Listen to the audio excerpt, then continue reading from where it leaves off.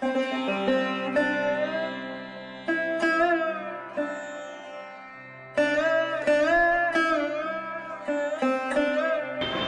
भगवद गीता यथारूप अध्याय 8 श्लोक संख्या 6। यम यम वापि स्मरण भावम त्यजत्यन्ते कलेवरम तम तम एवेति कौन्तेय सदा तद्भाव भावितः। हे कुंती पुत्र, शरीर त्यागते समय मनुष्य जिस जिस भाव का स्मरण करता है वह उस भाव को निश्चित रूप से प्राप्त होता है। तात्पर्य: यहाँ पर मृत्यु के समय अपना स्वभाव बदलने की विधि का वर्णन है। जो व्यक्ति अंत समय कृष्ण का चिंतन करते हुए शरीर त्याग करता है उसे परमेश्वर का दिव्य स्वभाव प्राप्त होता है।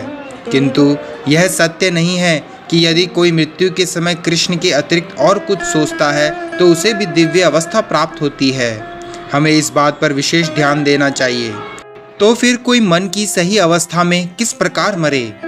महापुरुष होते हुए भी महाराज भरत ने मृत्यु के समय एक हिरण का चिंतन किया, अतः अगले जन्म में हिरण के शरीर में उनका देहांतरण हुआ। यद्यपि हिरण के रूप में उन्हें अपने विगत कर्मों की स्मृति थी, किंतु उन्हें पशु शरीर धारण करना ही पड़ा। निसंदेह मनुष्य के जीवन भर के विचार संचित होकर मृत्यु के समय उसके विचारों को प्रभावित करते हैं, अतः इस जीवन से उसका अगला जीवन बनता है। अगर कोई इस जीवन में सतोगुणी होता है और निरंतर कृष्ण का चिंतन करता है तो संभावना यही है कि मृत्यु के समय उसे कृष्ण का स्मरण बना रहे।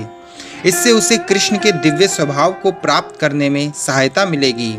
यदि कोई दिव्य रूप से कृष्ण की सेवा में लीन रहता है तो उसका अगला शरीर दिव्य आध्यात्मिक ही होगा, भौतिक नहीं।